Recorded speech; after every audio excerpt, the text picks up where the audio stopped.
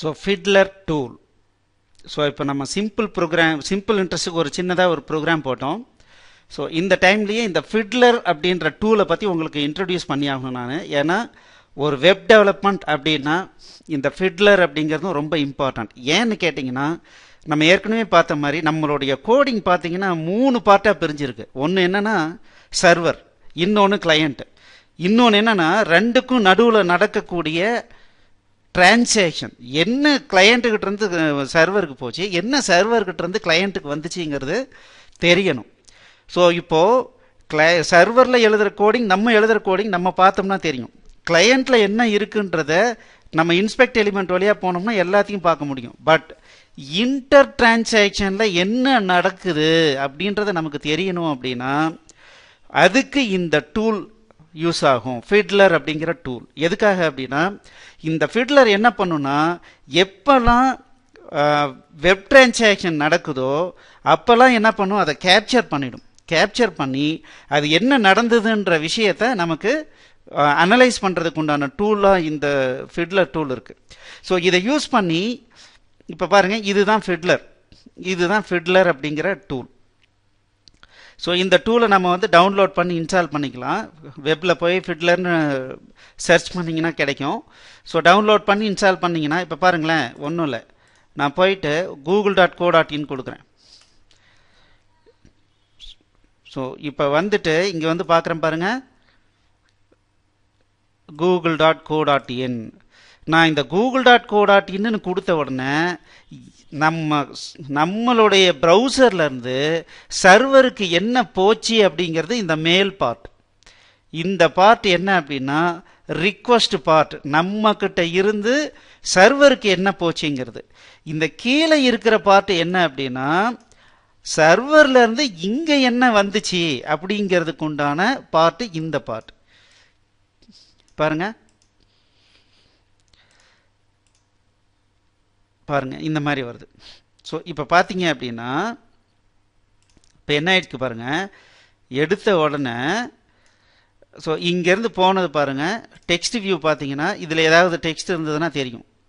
இதில் web form எதுவும் இல்லை. ஸோ இங்கேருந்து போனது பார்த்தீங்க அப்படின்னா கிளையண்ட்டில் இருந்து ஸோ இந்த ப்ராப்பர்ட்டி தான் போயிருக்கு. இங்கேருந்து குக்கி இன்ஃபர்மேஷன் போயிருக்கு. ஸோ மிஸ்சலேனியஸ் இன்ஃபர்மேஷன் போயிருக்கு. எந்த ஹோஸ்ட்டை கால் பண்ணியிருக்கு, www.google.co.in கால் ஆயிருக்கு. அதுக்கு அங்கேருந்து வந்த இன்ஃபர்மேஷன் பார்த்தீங்கன்னா ரெஸ்பான்ஸ் ஹெடர் பார்த்தீங்கன்னா இந்த மாதிரி வந்திருக்கு பாருங்க. Location alternate protocol. அப்போ என்ன ஆகுதுன்னா வேற லொக்கேஷனுக்கு போன்னு சொல்லி ரீடைரக்ஷன் கொடுத்துருக்கு. இங்கே பாருங்க. ஸோ இந்த 302 அப்படின்னா ரீடைரக்ஷன் அர்த்தம். ஸோ அப்போ என்ன இருக்கு, இங்கே டெக்ஸ்ட் வியூவில் பார்க்கலாம். இங்கே பாருங்க, டாக்குமெண்ட் ஹேஸ் மூவ்டு அப்படின்னு சொல்லிட்டு எங்கே நீ மூவ் பண்ணுங்கிறத இங்கே வந்திருக்கு. இங்கே வந்தவொடனே என்ன ஆயிடுச்சுன்னா உடனே டாக்குமெண்ட்டில் இங்கே என்ன ஆயிருக்கு பாருங்க, ஆட்டோமேட்டிக்காக இந்த பர்டிகுலர் அட்ரஸுக்கு டாக்குமெண்ட் ஆட்டோமேட்டிக்காக அப்டேட் ஆயிடுச்சு. உடனே நமக்கு அந்த அட்ரஸில் இருக்கிறது டிஸ்பிளே வருது. இதுதான் நடந்திருக்கு.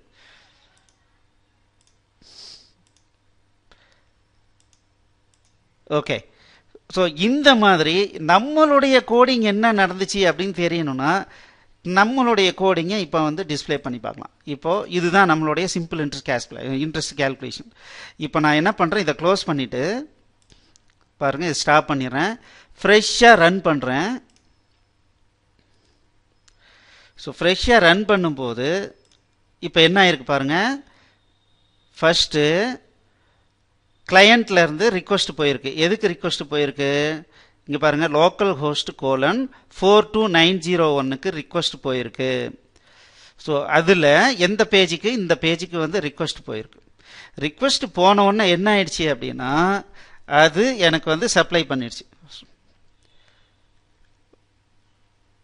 ஹெடர்ஸ். இங்கே பாருங்கள், அதுலேருந்து என்ன ரெஸ்பான்ஸ் வந்துச்சு அப்படிங்கிறது நமக்கு இங்கே வந்திருக்கு. இங்கே பாருங்கள், இது ரா அப்படிங்கிறது தான் நமக்கு அங்கேருந்து என்ன வந்துச்சுங்கிறது. ஸோ அங்கேருந்து டிரான்ஸ்போர்ட் ஆகும்போது பார்த்தீங்க அப்படின்னா எல்லாம் என்கிரிப்ட் ஆகி வருது. பட் ஹெடர் மட்டும் பார்த்தீங்கன்னா கரெக்டாக இருக்குது. பார்த்தீங்கன்னா கண்டென்ட் என்கோடிங் ஜிஜிப்ன்ற மெத்தடில் என்கோட் பண்ணி நமக்கு வந்துட்டு கிளையன்ட் சைடில் இதை டீகோட் ஆகிருக்கு.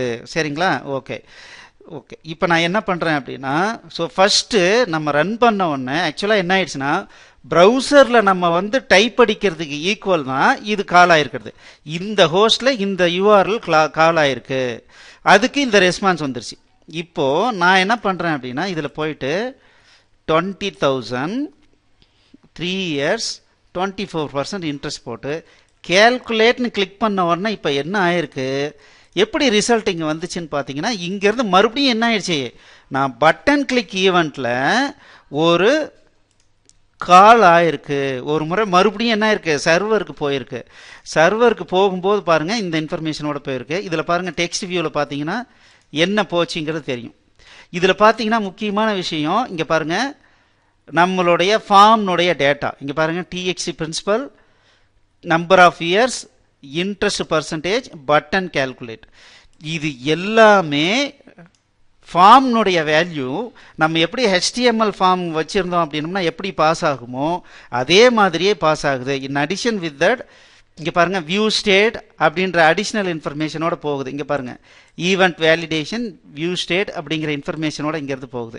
இது பாருங்கள் வெப் ஃபார்ம்ஸ் வழியாக நான் கிளிக் பண்ணேன் அப்படின்னா இங்கே பார்த்தீங்கன்னா பாடியில் என்ன போயிருக்கு அப்படின்றது நமக்கு தெரியுது. பாருங்கள் வியூ ஸ்டேட்ன்ற வேல்யூ இங்கேருந்து போகுது, ஈவெண்ட் வேலிடேஷன் இங்கேருந்து போகுது, டிஎக்ஸ்டி பிரின்சிபலில் நம்ம அடித்தது போயிருக்கு, தென் நம்பர் ஆஃப் இயர்ஸ் இங்கேருந்து போயிருக்கு, டிஎஸ்டி பர்சன்டேஜ், பட்டன் கேல்குலேட், இது எல்லாமே இங்கேருந்து போயிருக்கு.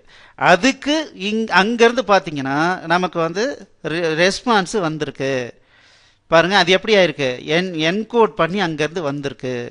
ஸோ அங்கேருந்து வந்த உடனே நம்மளுடைய ப்ரௌசர் என்ன பண்ணிடுச்சுன்னா மறுபடியும் ரீடிஸ்பிளே பண்ணியிருக்கு. அப்படி ரீடிஸ்பிளே பண்ணும்போது இந்த இன்ஃபர்மேஷன் வந்திருக்கு. ஸோ இதில் முக்கியமான விஷயம் என்னன்னு பாருங்கள், வியூ பேஜ் சோர்ஸ் இங்கே பாருங்கள், இந்த வியூ ஸ்டேட், இந்த வியூ ஸ்டேட், இந்த வியூ ஸ்டேட்டும் ஈவெண்ட் வேலிடேஷன் என்னன்ற அப்படின்றது என்னன்னா, அதுதான் எப்போ ஈவெண்ட் நடக்குதோ அப்போ இங்கேருந்து இன்ஃபர்மேஷன் அங்கே எடுத்துகிட்டு போகிறதுக்காக யூஸ் பண்ணுறது இது. ஸோ என்னென்ன கண்ட்ரோல் இருந்துச்சு, அதுக்கு என்ன பேர் கொடுத்துருக்கோம் அப்படிங்கிற டோட்டல் இன்ஃபர்மேஷன் இந்த வியூ ஸ்டேட்டில் இருக்குது. அதனால தான் நான் இங்கேருந்து டைப் அடித்து போன உடனே இந்த வேல்யூஸ்லாம் மறுபடியும் ரீட்டைன் ஆகி வந்திருக்கு. சரிங்களா? இப்போ எனக்கு என்ன பண்ணணும்னா, நான் இது வந்து எடுத்த உடனே பார்த்தீங்கன்னா இப்போ நான் இதை அப்படியே காப்பி எடுத்துக்கிறேன், இதை க்ளோஸ் பண்ணிடுறேன். க்ளோஸ் பண்ணிவிட்டு ஃப்ரெஷ்ஷாக நான் இங்கேருந்து கால் பண்ணுறேன். கால் பண்ணும்போது பாருங்கள் இது எனக்கு இனிஷியலாக இருக்கக்கூடாது. இதை இருக்கக்கூடாதுன்னு ஒன்று இப்போ நான் என்ன பண்ணுறேன்னா, இதை நம்மளுடைய பேஜ் லோடு ஈவெண்ட்டில் பாருங்கள், பேஜ் லோடு ஈவெண்ட்டில் நான் என்ன பண்ணுறேன் அப்படின்னா LBL result.text equals result.visible equals false கொடுத்துட்றேன். LBL result prompt.visible equals false கொடுத்துட்றேன். இப்போ ரன் பண்ணுறேன். இங்கே பாருங்கள் எடுத்த ஒன்று வரல, பட் 25,000 கொடுக்குறேன். ஸோ 2 lakhs ஏதோ ஒன்று கொடுக்குறேன், 17%. இங்கே பாருங்கள் இன்ட்ரெஸ்ட் அமௌண்ட் வந்துருச்சு. பட் இங்கே என்ன ஆயிடுச்சு, இங்கே வேல்யூ டிஸ்பிளே வரல. ஏன்னு கேட்டிங்கன்னா நான் அதை ஸ்பெசிஃபிக்காக ஆன் பண்ணலை. ஸோ அதனால் என்ன பண்ணுறேன், இந்த இடத்துல LBL result.visibility true.